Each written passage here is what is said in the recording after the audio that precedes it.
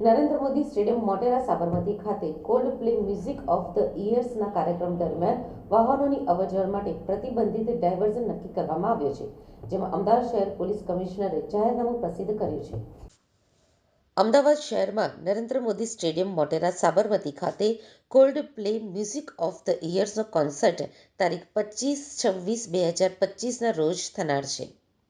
આ music show જોવા માટે આવનાર વીવીઆઈપી મોટા પ્રમાણમાં અને મર્યાદિત સમયમાં વાહનો સાથે આવતા દર્શકો અને સેલિબ્રિટીઝને જોવા માટે એકઠી થતી આમ જનતા વચ્ચે વાહનોની અવરજવર અને ટ્રાફિક પ્રવાહ સરળતાથી પસાર થાય તેમજ માર્ગ અકસ્માતો બનતા નિવારવા હું GS Malik, IPS, police commissioner Ahmedabad શહેર અને મળેલ ગુજરાત પોલીસ અધિનિયમ 1951ની પેટા કલમ 33(1)BC અંતર્ગત મળેલી સત્તાની રૂહે પ્રતિબંધ ફરમાવું છું.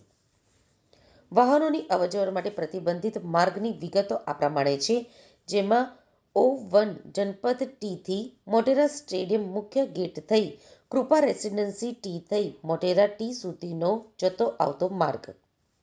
વૈકલ્પિક માર્ગની વિગતો O1 તપોવન સર્કલથી ONGC 4 રસ્તાથી વિસત T થી જનપથ T થઈ પાવરહાઉસ 4 રસ્તા થઈને પ્રબોધ રાવળ સર્કલ સુધીના જતા આવતા માર્ગ ઉપરથી અવરજવર કરી શકાશે.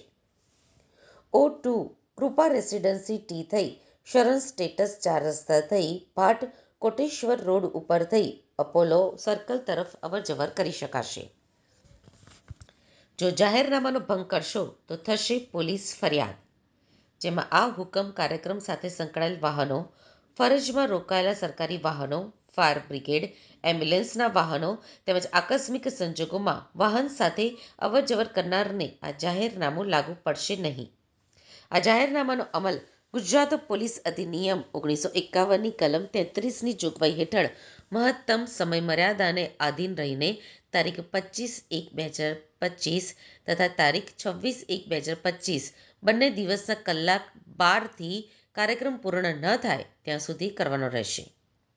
આ જાહેરનામાના આદેશોનું ઉલ્લંઘન કરનાર ઈસમ ભારતીય ન્યાય સંહિતા BNS 2023ની કલમ 223 અને ગુજરાત પોલીસ અધિનિયમ કલમ 131 મુજબ શિક્ષાને પાત્ર થશે. આ જે ઇવેન્ટ છે એમાં જનપથ T થી મોટેરા T સુધીનો જે માર્ગ છે એ તારીખ 25 અને 26 બપોરે 12 વાગ્યા પછી ઇવેન્ટ પૂરી થાય ત્યાં સુધી બંધ રાખવામાં આવશે વ્હીકલો માટે. તો જે માર્ગ બંધ રાખવામાં આવ્યો છે એના સિવાય વૈકલ્પિક માર્ગનો જો ઉપયોગ કરવાનો હોય તો તપોવન સર્કલથી લઈ ONGC સર્કલથી વિસત T થી જનપથ T અવરજવર કરી શકશે. તદુપરાંત કૃપા રેસિડેન્સી T થી શરણ સ્ટેટસ 4 રસ્તાથી ભાટ કોટેશ્વર થઈ એપોલો સર્કલ થઈને પણ એના બદલે વૈકલ્પિક રસ્તા ઉપર વ્હીકલો અવરજવર કરી શકશે. ટ્રાફિકનો જે આ બંદોબસ્ત છે એમાં DCP, ACP, PI, PSI અને ટ્રાફિક જવાનો લગભગ 1100 જેટલા ટ્રાફિક બંદોબસ્તમાં રાખવામાં આવશે.